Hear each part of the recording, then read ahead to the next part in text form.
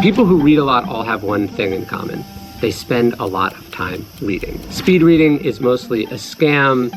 If you want to read a lot of books, you're going to have to put a lot of time into it. And not just time, a lot of work into it. There are no secrets to this. There's just hard work. But there are some rules that great readers follow. And I've gotten to meet a lot of authors and editors and publishers over the years in the course of writing my own books and, of course, running my own bookstore, The Painted Porch. So that's what I want to talk about in today's episode. Some rules for reading that great readers follow that I try to follow in my own practice, because it's not just enough to read. You have to read well. You have to read the right books, and you have to figure out how to process and retain and, of course, apply what you read. Great readers quit books that suck. And I say that as an author. If you want to quit my book, it's because I didn't do a good job making you want to go from page to page to page. There's a story from Epictetus. He overhears one of his students bragging about having read all of the works of Chrysippus. Chrysippus supposedly wrote 700 books. He was very dense, very long-winded, very complex writer. And Epictetus says, you know, if Chrysippus was a better writer, you'd have less to be proud of. And his point was, soldiering through some crappy, boring, long-winded, conceited, contradictory book, that's not good for you, and it's not a good use of your time. So great readers quit books. You don't quit a book just because you're a little confused or it's too hard, but the idea is you can quit books that aren't doing it for you. You have to know that. And I quit books all the time. Sometimes I go back to them. Sometimes I realize I was the problem and not the book. But the point is, if you're finishing every book you've ever started, you're probably not reading as many books as you could read.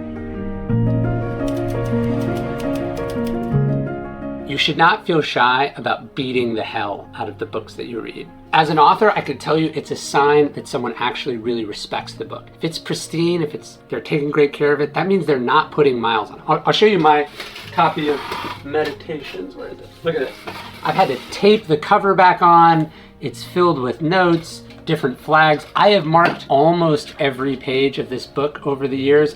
This is just one of several copies, but the point is, I'm engaging with the material and I'm showing Marcus how important this book is to me. Obviously he's not actually alive, but I'm showing the author the ultimate measure of respect by disagreeing where I disagree, adding where I think it doesn't go far enough, underlining where I think it's great, and then taking the book with me, right? Taking it all over. This is why I made this leather edition, by the way. You can see I'm already beating the crap out of the leather edition I made. I wanted something that could stand up even better, but I want something that can travel with me.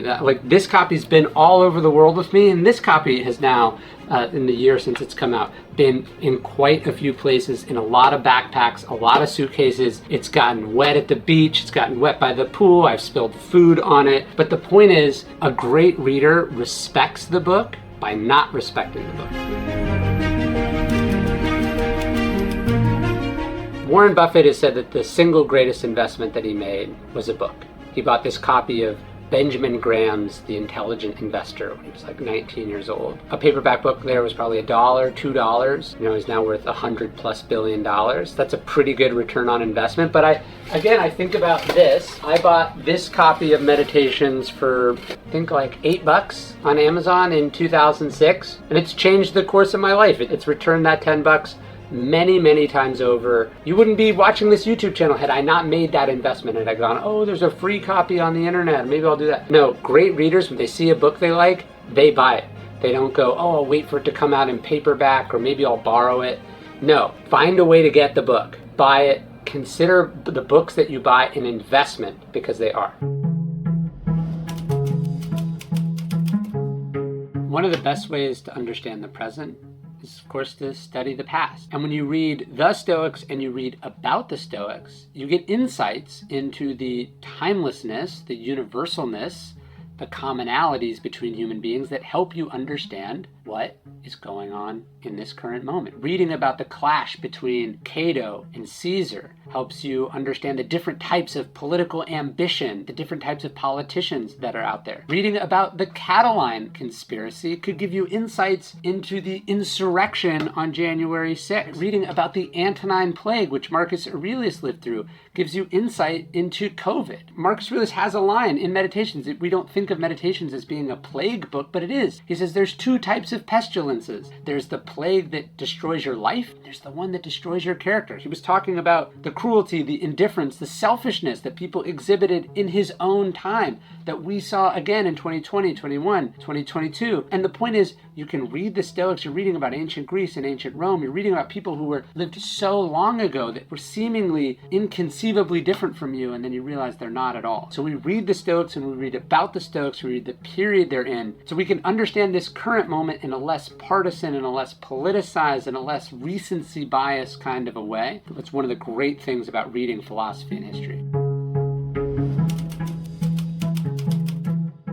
There's a line attributed to Mark Twain. He probably never said it, but he said something like, a person who doesn't read has no advantage over someone who does read. A real quote from General James Mattis, one of the students and practitioners of modern Stoicism. He says, if you haven't read hundreds of books about what it is that you do, he said you're functionally illiterate. So it's not just, hey, I read every once in a while, but have you really done a deep dive about your profession? Mattis's point about warfare was like, a lot of people have been doing this a long time. Thousands of years. And for a soldier, for an officer not to avail themselves of that knowledge, not to dive deep into that human experience is reckless and irresponsible for the people who are depending on you. So it's not just that you read. You should read deeply. You should read a lot. You should read broadly. The point is, it doesn't matter that you can read, that you're good at reading. It matters, are you putting the muscle to it, the time into it, and reading a lot.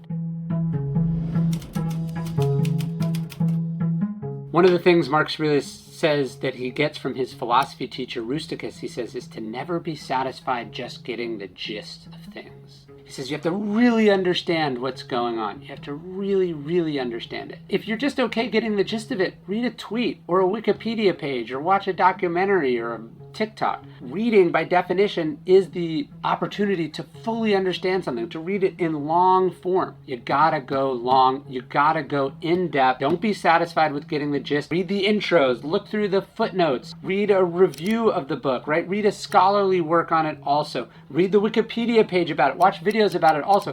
You want to truly understand what's happening here and not just be satisfied with some vague surface level understanding.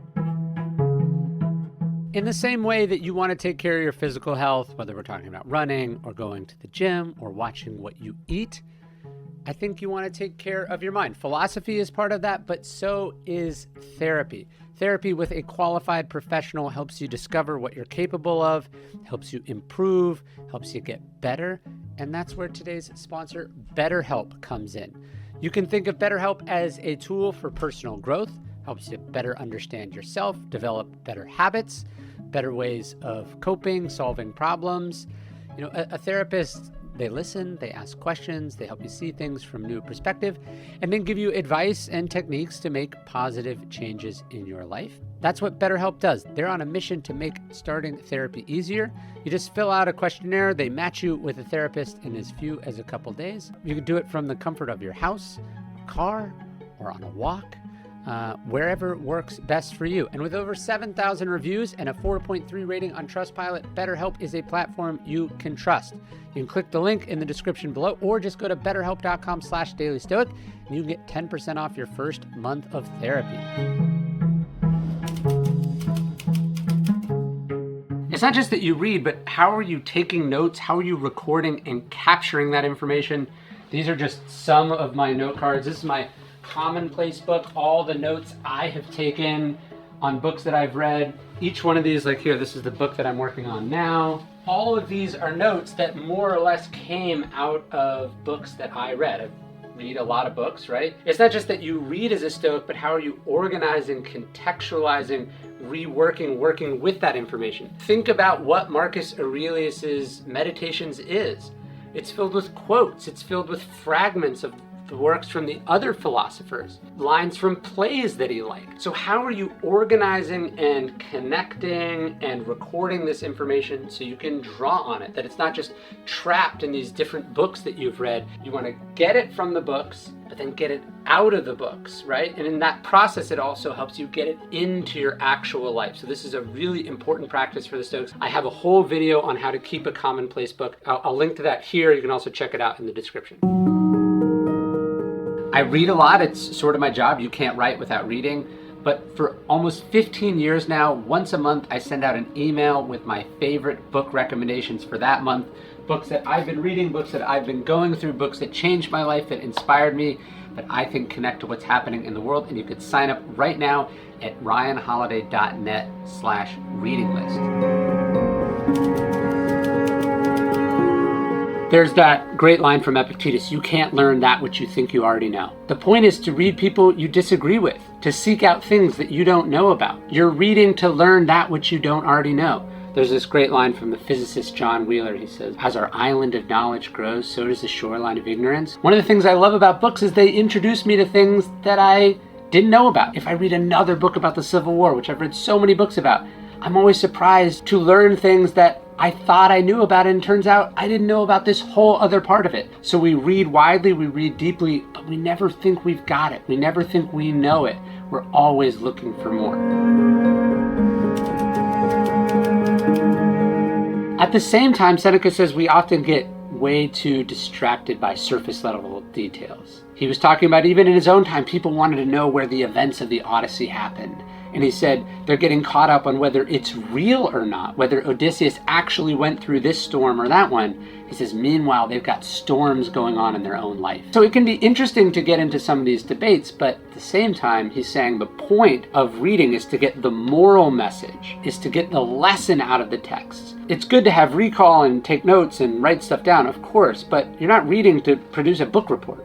You're reading for your life, to apply these things to your actual life, right? That's the whole purpose of reading, whether it's fiction or nonfiction, right? You're reading to get lessons, to get ideas that you apply to your actual life. He says, far too many brains have been afflicted with enthusiasm for pointless knowledge. That's perfectly said.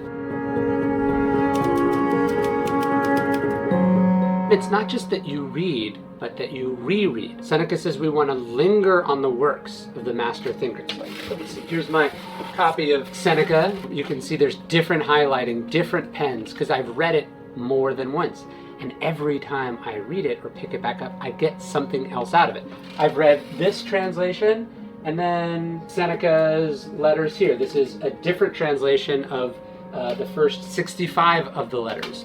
And so I've read not just one translation, but multiple translations. The idea is you go back to the books. This is another Stoic idea they get from Heraclitus, that we never step in the same river twice. And so it's not just reading, but rereading, because you get something different out of it each time. Like, here's my copy of Gatsby, which I read in high school. This is the copy I got in 9th or 10th grade. So I read it in my teens, I read it in my 20s, I've read it in my 30s. I've read it many, many times. I was just going back over something in this book for the Justice book. The idea is that each time I go back to it, the book is the same, but I am different. The world is different.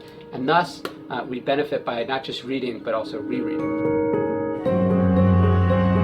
Every day, I send out one Stoic-inspired email totally for free. Almost 1 million people all over the world. If you want to take your Stoicism journey to the next level, I would love for you to subscribe. It's totally for free. You can unsubscribe at any time. There's no spam. Just go to dailystoic.com/email.